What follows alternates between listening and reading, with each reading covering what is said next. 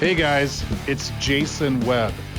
This is the show that highlights local business leaders and the movers and shakers of Minnesota. Welcome to Minnesota Made. All right, guys, I'm sitting here with the man, Matt Bergmann. He's a celebrity. I mean, check it out. The who's who in building construction. Yeah, that's impressive. And Laketown Electric, we're located in Waconia, Minnesota.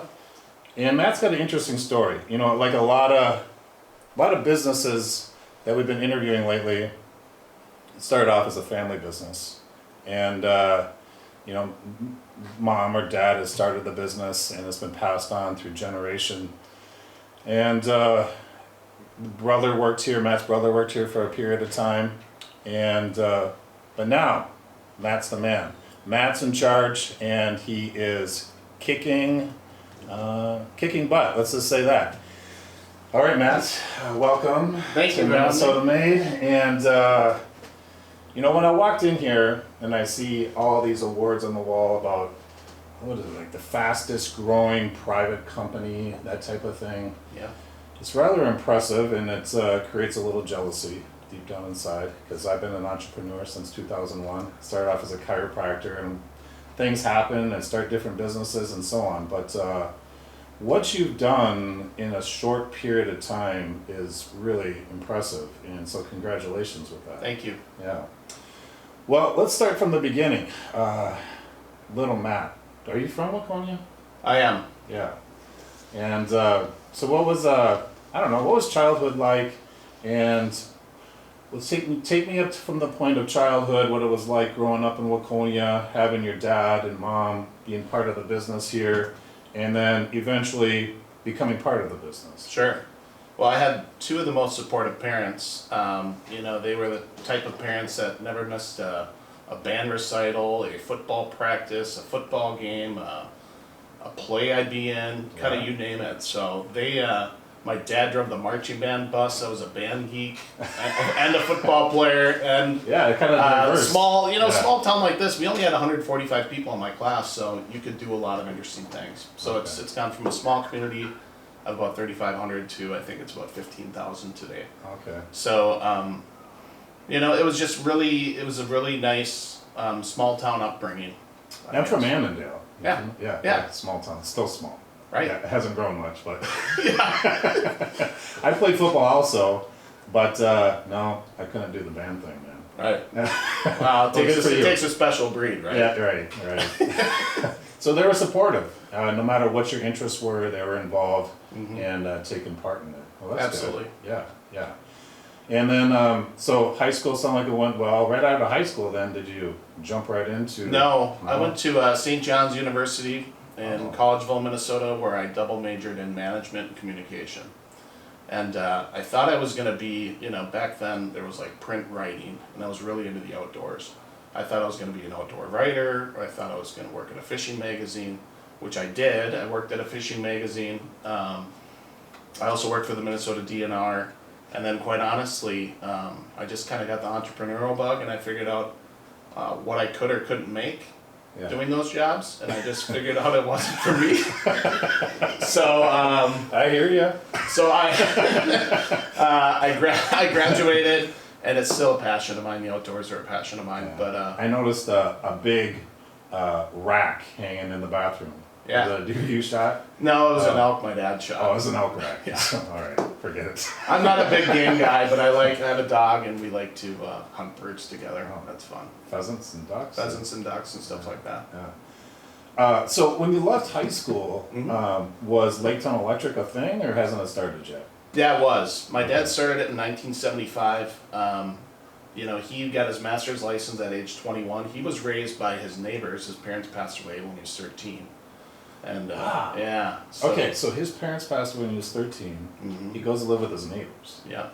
And then he becomes a master electrician. Yeah, he worked all his way through, and then he went to Dunwoody College, which is a big supporter of our company still. Nice. And then he just got to working. Wow. Yeah. Wow. How about your mom? What was her life like? Yeah, so she went to dental school. They met at a car wash. He helped her dry her car off, which I think is kind of a funny story. Was he working there? No, he was So you're just, just he was like, just hey. scoping out chicks. Oh yeah, that boy. And It's then like, I they, got an extra towel. Let me Yeah. help you dry this. Yep, Yeah. pretty much. And then, you know, she was just really supportive of him, so she did a lot of the bookkeeping work and that kind of thing in the early on stages of Laketown. Okay. Yeah. All right. So you go to St. John's. You're gonna write about the outdoors, Yeah. and you're like, "There's no money in this." Right. And then what? And I just couldn't really see, you know, a light at the end of the tunnel. So then I went into a different route. So I took a job with Enterprise Rent-A-Car where I learned how to sell.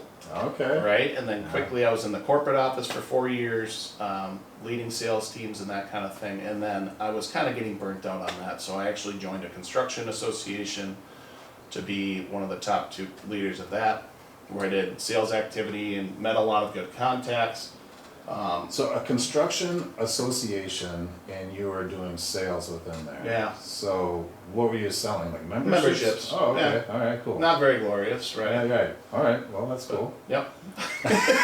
And then it was the tail end of the you know, it was kind of the tail end of the recession, and my dad had a small business here of about 12 people that was down to about 4, and he said, you know, I know you're going to take a step back in life, but can you come here and help me to pump this business up? About what year was this now? This was in 2010. So after 2008. Yep. Yeah. Okay. All right. So he asked you to come help out with the business. And just basically do business development activities. Okay. So literally knock on doors, ask for opportunities, get in front of people, you know, meet them the old school way, shake their hand, look them in the eye, and just expand his portfolio, which at that time it was down to nothing. So it wasn't, can I get some help pulling wire? It No. was help me find some more Yeah, clients. yeah, and I did plenty of that, you know, growing up during summers and then also during college when I could. So I always had my hands on the pulse of working in the field, but Yeah. it was he knew my skill set, and he said, go start knocking on doors and help me to get this thing back on track. Yeah. So how'd that go? Was that a rough go at the beginning? I or mean, did you it's just nobody likes to do that kind of sales, right? Right. Where I don't mind it because I really appreciate the people in this industry, and they're genuine, and if you put the time in, they'll give you an opportunity. And I think a door knocking, is this residential stuff, or were you? No, I was going into commercial general contractors' offices, industrial accounts, calling, trying to set up a meeting. If I couldn't, I would show up, and I would actually introduce myself to the receptionist and say, is there anybody on the project management team that I could meet? Okay. I just want to leave a business card and maybe a brochure, introduce myself. And it worked? It did. Yeah. How well did it work? I mean, did It took some time. Yeah. Yeah. And the company started growing. At that time, you think you said there was 4 employees? Yeah, well, it was down to 4. It got up to about 12, and then I think we were around 18 or so. Okay. And then I had been here for 2 years, and my dad passed. Wow. Okay, so you were only here for 2 years doing some sales, trying to Yeah. grow the business, and your dad passed away. Yeah, Yeah. How old was he? 60, Jeez, it's young. very young. Yeah. And now, so what was this, like 2012? Yeah. Yeah. And so 2012, unfortunately, Dad passed away, and did your role change then within the company? It did. For the year leading up to him passing away, we were a very small geographically dispersed company, so people would still come into the office.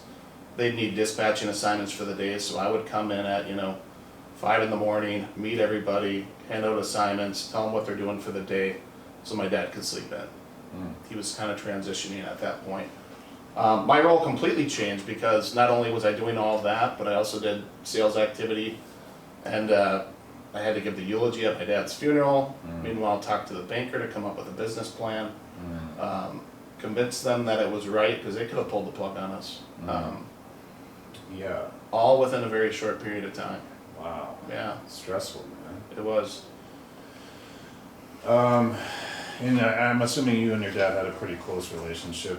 Incredibly close. Yeah, man. I'm sorry to hear that. And then, I think you said your brother became part of the company. Yeah, at some he point in was time? he was part of the company 2 years before I was, and he was an engineer of record.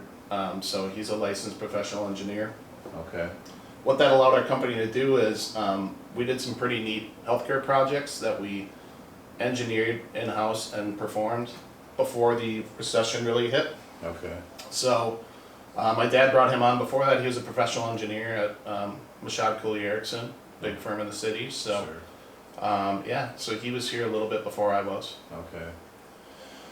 All right. So 2012, your role changes, and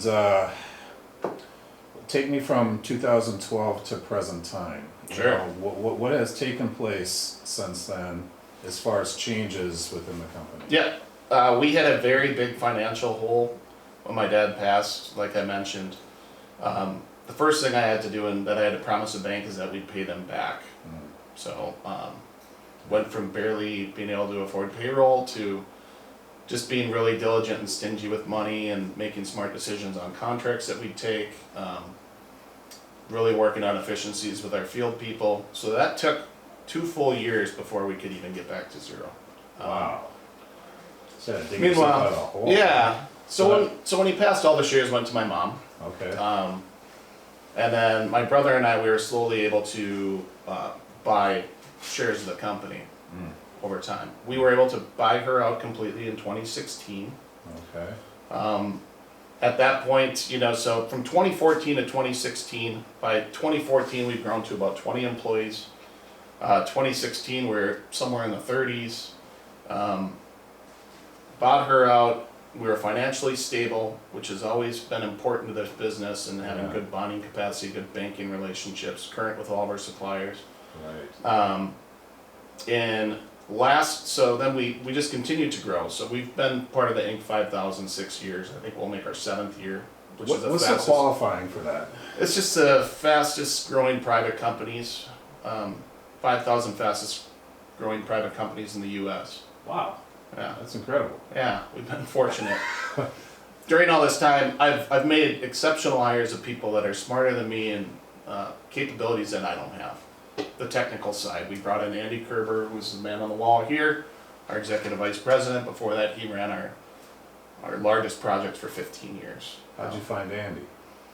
Andy was knocking on the door of my dad while he was in high school to work here. Oh, wow. Yeah. So he's been here about 25 years. Okay. All right. He's my right-hand man still today. Oh, nice. Yeah. And so I think you said in 2016 you were at 30-ish employees? Yes. Yeah. And now you're at 120? Yeah. And I think you mentioned you bought a couple companies. That We did. helped some growth, We right? did. We bought a company called Matt Electric in August of 2018. And that was about an 18-person company. Okay. They seemed to align with our values and the type of work that we do. And then in last November, I bought a building in Rochester, so we started an organic branch that way. Okay. And then in July of last year, I bought out my brother. We decided to part ways amicably. We just decided that that was the best, Sure. based off of what we both plan to do in the future. Never bought a business. What's that like? It was birthed by fire for me. I'm part of a Vistage group where there's a lot of other business owners that had done it before that I was able to lean on and get some ideas. So we structured it. We couldn't afford it at first. We structured it with an earn-out potential, so that allowed us to buy them. But it was a lot of due diligence, a lot of talk with the CPA, a lot of talk with the lawyers. Yeah. We got it done though. How did you ever get word it was for sale? Or did they place an ad on Craigslist? In 2016, I had been contacted because there was a company for sale in the Northeast Metro that did apartment wiring, and that was something that we didn't do at that time. Okay. I went through the due diligence period, and they just didn't fit with what we wanted to do. Their culture wasn't the same. They didn't have very good customers. They had people that were just coming in from out of town, and I just said, I'm not interested. So they found me that way. They said, well, you're not interested in this one. If another one comes up, would you be interested? And I said, yes. Okay. I told them it has to be a different geographic market that aligns how we are culturally. Okay. Yeah. And I'm just curious. So from day one, having that conversation with the potential seller Yeah. to actually ink on paper, deal done, this business is mine now. How long does that take? It was somewhere between 90 and 120 days. Oh, faster. It than wasn't that. bad. Yeah, But part of that was the owner just really wanted to be done. he was motivated. Yeah, he was motivated, so we kind of pushed the envelope a little bit. I don't think they always come together that quick. Okay, well, good for you. Yeah, Hey, you plan on doing more of that in the future? I think so. Yeah? I think so. We have to have the right people in place because I know that I can stretch myself thin. Like I said, how I've hired people smarter than me. Yeah, It's also my responsibility to continuously develop opportunities for them to advance their careers. yeah, I know for a fact that if I didn't have the opportunity for our Vice President Jake down in Mankato, if I didn't have an opportunity like that, he'd be going elsewhere. Oh. So He's that happy down opportunity, Yeah. our opportunity came up for him and he was the right guy. And then same thing happened in Rochester where we had a very talented person that if I didn't have that opportunity for him, yeah, he'd want to, these top players, they're not going to sit around. yeah, right. Yeah. Is there certain regions that you want to kind of capitalize on that you get your eye on or anything? Or? Northern Iowa looks attractive. Maybe some place in Wisconsin, kind of maybe western Wisconsin could look Okay. attractive. And then right now, we just really want to focus on what we have. Yeah. There's so much opportunity for us to grow what we have. Mm. So that could be a far-reaching thing for us to continue to grow. But right now, we just want to focus on our core markets Yeah. because there's still a lot that's untapped. Core markets. What are they? Okay, so commercial and industrial work completely. A lot of people are doing the apartment craze. That's about 10% of our deal. More of what we're doing is your, kind of like your large industrial facilities. One example would be like Johnson Outdoors. I don't know if you're a fisherman or not, but they make trolling motors and electronics, Minn Kota trolling motors and that kind of thing. So we have 120,000 square foot expansion there in Wow. Mankato. We do a lot of large schools. So we've got a $6.5 million school in North St. Paul with Adolphson and Peterson. That's a really great project. We've got a ground up school in Maple River. Okay. That's about a $4 million project. Wow. We just finished a food hall called Malcolm Yards Market. That's got 8 kitchens, a community bar. So hospitality projects like that. We've done 4 food halls. Yeah. So it's anything that involves pipe and wire projects. There's 2 types of electricians. There's sneakers and Romex. You probably don't know what I'm even A little talking about. bit. Right. And the We first. like steel studs and pipe and wire. And if Okay. it meets those criteria, our people are awesome at it. Okay. Nice. And region wise? Yeah. Yeah. So we'll right now it's currently St. Cloud, basically to northern Iowa. Okay. Gotcha. So, what's the future look like? You gonna stick with the pipe and wire? You gonna stick with doing what you do best? Are you looking to expand into other areas of electrical work? Or we talked about maybe expanding the region a little Yeah. bit, right? I think the region can be expanded. The things that have set us apart really are that we treat our people exceptionally well. We have 401k, profit sharing, and cash balance programs that, quite honestly, I don't know if anybody else that does that. We have a very, very good culture where, we care and are invested into every single person that works here. Mm-hmm. We hire for character first. We can always teach them how to learn the trade. Mm-hmm. We will invest in their future, and that will pay for 4 years of apprenticeship training Wow, as that's well Great. for anybody that's willing to do it. Yeah. Um, Are you hiring now? yeah, we've hired about 25 people in the last 2 months. Jeez, 25 people in 2 months. Yes. Do you sleep? Yeah. Yeah. I do. There's sacrifices that I've had to make, and that my family has definitely made for Yeah. us to be on this track. But there's definitely things I need to work on there Yeah. to have a better work-life balance. Yeah. But I have, yeah. A couple of things. Yeah. You said you spread yourself too thin, or you tend to. Like, what's a typical day look like for you? Sure. Is there a typical day? It's all over the board. I mean, I'm in Mankato a day a week. I'm in Rochester a day a week. I'm very structured in how I plan my day, so I definitely take blocks of time, and people are kind of upset when they're like, can I get on your calendar? And usually for 2 weeks it's booked. Yeah. Completely. Yeah. I just, that's kind of how I operate. That's how I keep myself as efficient as possible. Yeah. Yeah. You know, I'm usually in the office by 6, if not earlier, and then I'm typically working till 6. And then even if I get home, sometimes when the kids are down, I'm still working. So,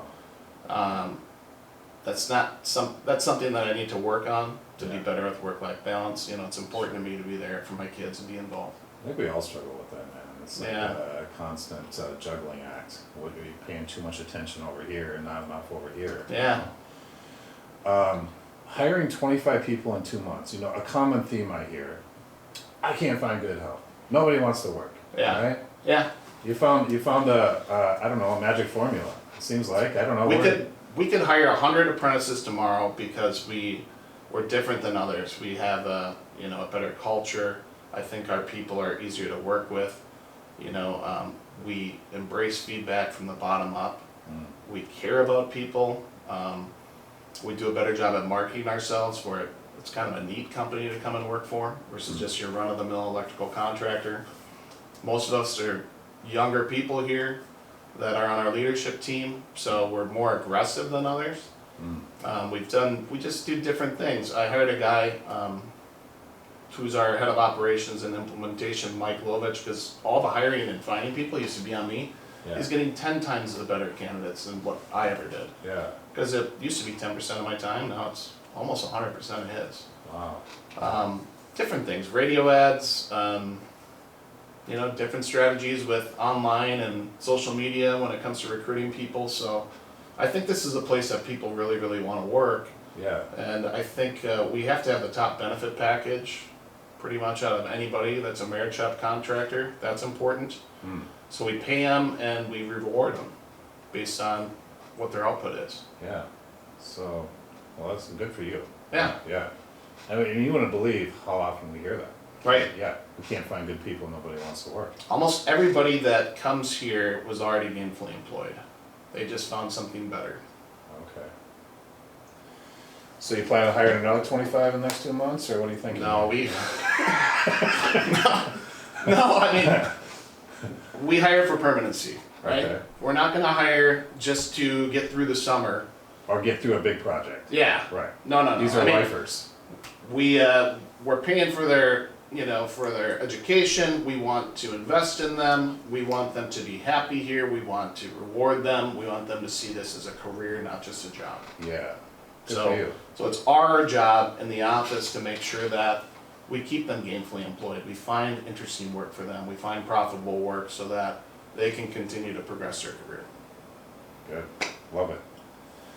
All right. Well, if somebody is listening and they want to come work for Laketown, or if they're a general contractor and they, what'd you say, pipe and wire? Pipe and wire projects. Pipe and wire projects coming Steel up. studs. Steel studs coming up, yeah. And they want to get a hold of you. What's the best way to get a hold of you? They can just call our main office and ask for me. Okay. What's the number? 952-442-2740. And you want to throw the website out there quick? Yeah, it's www.laketownelectric.com. Awesome. Well, I appreciate your time, Matt. Thank you for coming to visit. Yeah.